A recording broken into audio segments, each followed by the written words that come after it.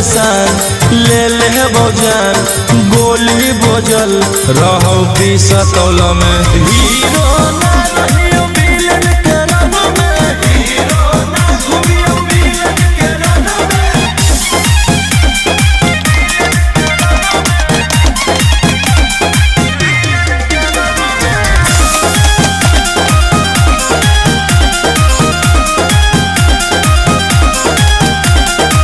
जिला के सारा रंगदार